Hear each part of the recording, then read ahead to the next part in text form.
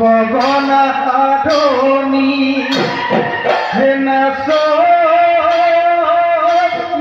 ওই গগনা ওই পুরনি হেনা সনি ওই গগনা ওই পুরনি হেনা সনি ওই গগনা তো দিলে খুলে নহাবা বহাগ হেনা সনি ওই তোমাকো বিয়া দিলে হেনা সনি ওই তোমাকো বিয়া দিলে হেনা সনি ওই গগনা বজাব গগনা বজাব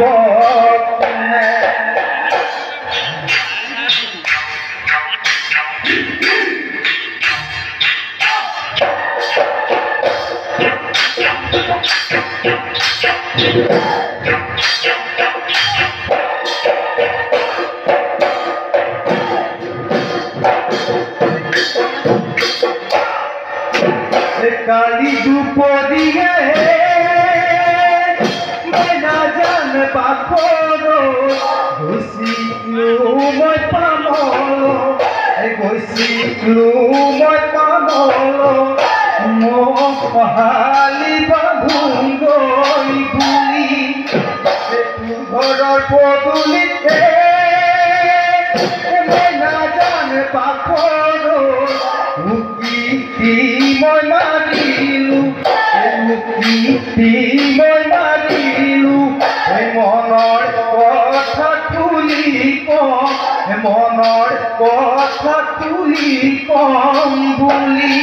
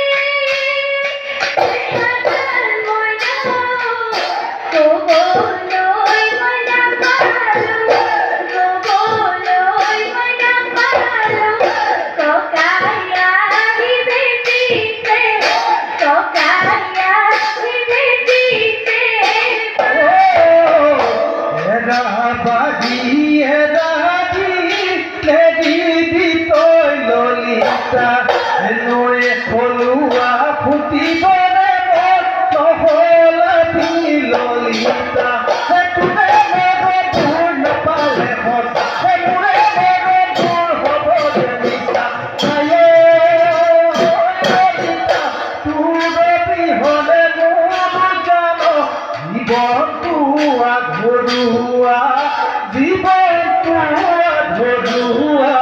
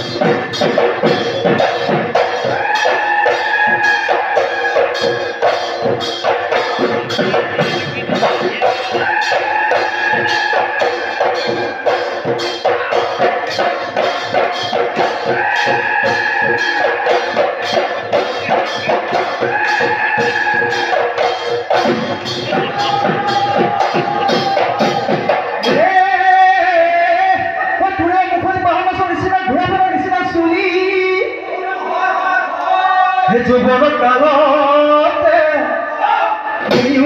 উলালে থাকি বিয়তি বহিও নাহৰি কলো কথা খাৰি তয়ো ভাবি চাবি বহাগ পাতি যাওঁ দিয়া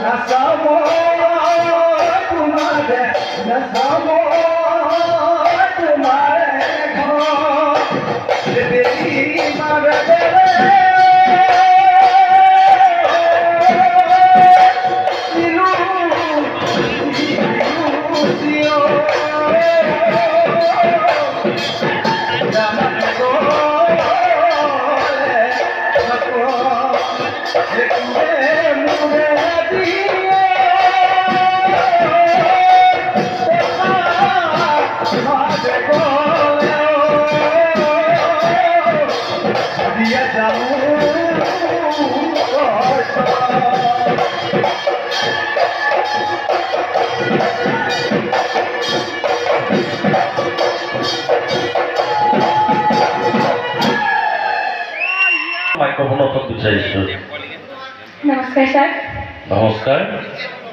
আপুনি অসমৰ বিভিন্ন মঞ্চত বিহু নাচ প্ৰদৰ্শন কৰিছে নহয় জানো? হয় ছাৰ। আপোনাৰ ঘৰ ক'ত? শিৱসাগৰ। শিৱসাগৰ কোন ঠাইত? জাজিয়ামগুৰি। আচ্ছা, আপুনি বিহু নামৰ লগত সংগতি থকা শিৱসাগৰ এখন ঐতিহাসিক পথাৰখনৰ নাম জানেনে? বিহু নামৰ লগত সংগতি থকা শিৱসাগৰ এখন ঐতিহাসিক পথাৰ ফিল্ড। জেৰেঙা পথাৰ। বঢ়িয়া। ক্ষমা কৰিব ছাৰ, প্ৰশ্নটো ভালদৰে শুনা পোৱা নাছিলোঁ, সেইবাবে ৰামায়ণ বুলি কৈ দিছিলোঁ। বঢ়িয়া, ঠিক আছে। আপোনাক আৰু এটা প্ৰশ্ন সুধো। হুঁচৰি হুঁচৰি শব্দটোৰ টাইমূলীয় শব্দ, টাই ভাষাৰ শব্দ। হয়। সেই শব্দটোৰ অৰ্থটো আপুনি জানে নেকি? ক্ষমা কৰিব ছাৰ, জনাই দিলে ভাল পাম। ঠিক আছে। হুঁচৰি হু শব্দটো আপোনাৰ দুফালি মৰা বুলি কয়। তাৰমানে মহৰ শিং দুটা যেনেকুৱা এনেকৈ নানাচে জানো? হয়। নাচনীবিলাকে মহৰ শিংটো হেৰি কৰে নাচেনে বাৰু? হয়। সেইটো হু। প্ৰথম চ হৈছে দল বন্ধা, দল বান্ধি নাচে জানো? হয়। হা? তাৰপাছতে ৰি আখৰটোৰ অৰ্থ হৈছে খলকণ তোলা। আমি চিঞৰ বাখৰ কৰি, হয়নে নহয়? হয় ছাৰ। ঠিক আছে। এই হুঁচৰি শব্দটোৰ অৰ্থ সেইটোৱে। ধন্যবাদ ছাৰ উত্তৰটো কৈ দিয়াৰ বাবে। হয়, টাইমূলীয় শব্দ এইটো। হয়। আৰু এটা শব্দ আপোনাক সুধো, বেয়া নাপাব, বেয়া পাইছে নেকি? নাই পোৱা ছাৰ। স্বৰ্গদেউ চুকাফাৰ ৰাজত্ব কালত হয়। আমাৰ বিহু মালিতা তেতিয়াৰ পৰা সৃষ্টি হৈছে। তাৰ আগত চুতীয়াসকল তাৰো আগৰ পুৰণি, কিন্তু লিখিত নাছিল। হয়। বিহু মালিতাত এটা বস্তু আছে। স্বৰ্গদেউৰ চুকাফাৰ ৰাজত্ব কালত তেখেতৰ ৰাজসভাত এজন ঢুলীয়া আছিল। ঢুলীয়াজনৰ নামটো আপুনি জানে নেকি?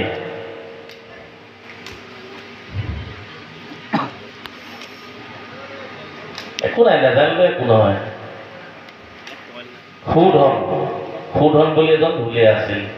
আমাৰ ঢুলীয়া তেখেতলোকে জানিব, আৰু শিৱসাগৰৰ তেখেতলোক বিহুৱা।